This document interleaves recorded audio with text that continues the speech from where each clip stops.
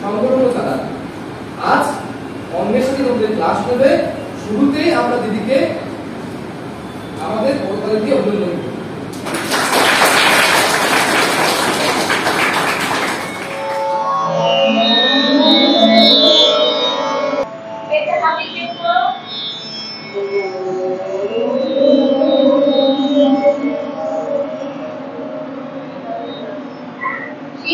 সবার সোজা আরো জোরে।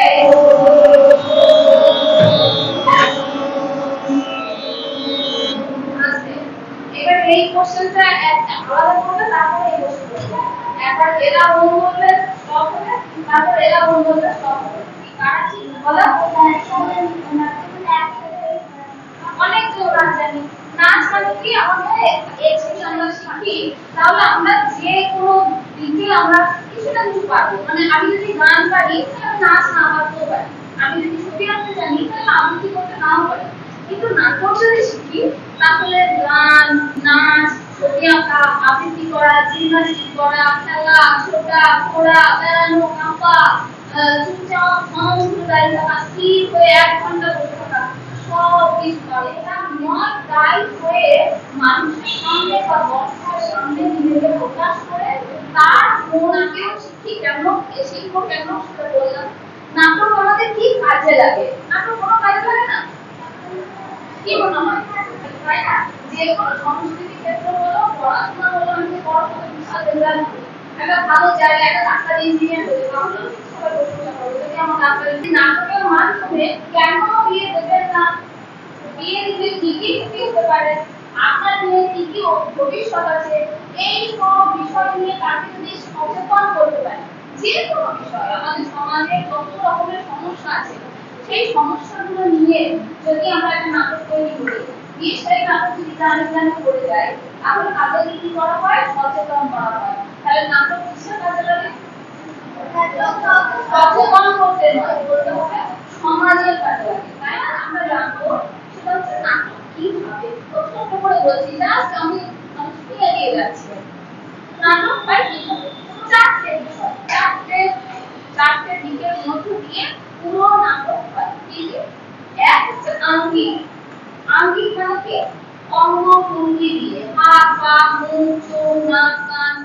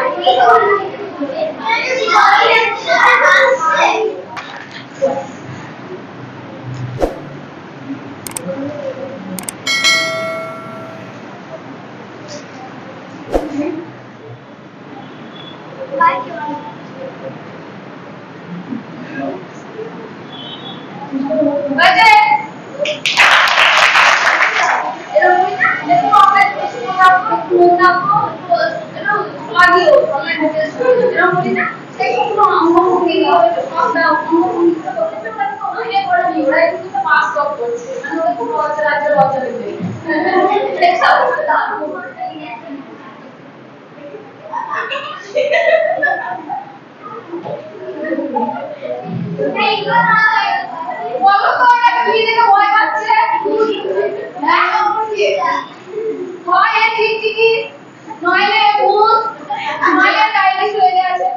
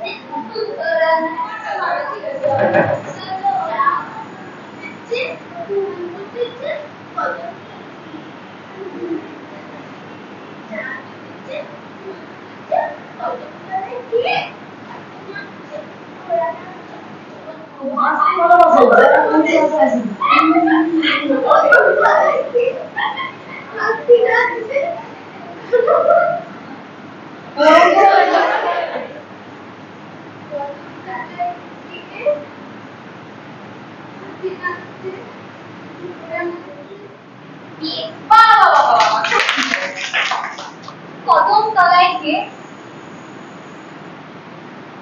হাতি নাচছে, ঘোড়া নাচছে, সোনামণির বিয়ে।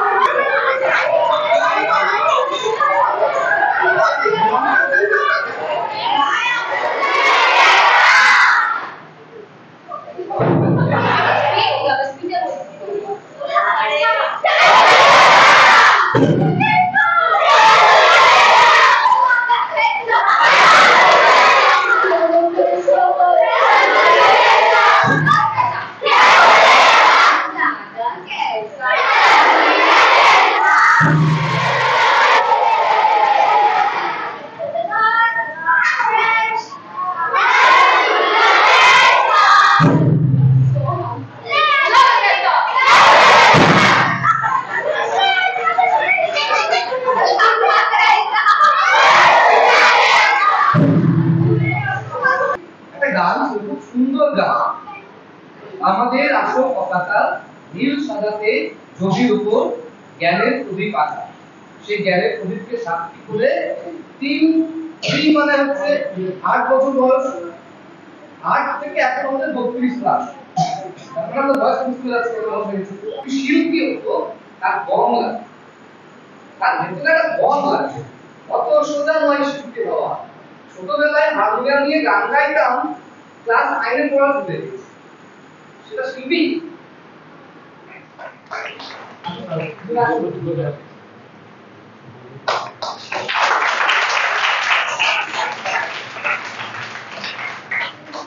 ধুলা ধরে না ও দেবী গো, কেমন পাহা পুতুলি ধুলা ধরে না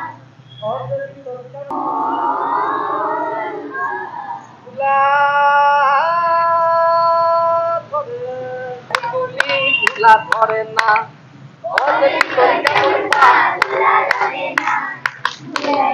পুতুলি ধুলা ধরে না ধুলাই গড়া পুতুলি ধুলা ধরে না, ও দেবী তোর কেমন চুল বস্ত্র ধরে না, রক্তে গঙ্গা ভেসে গেল জীবন ধরে না।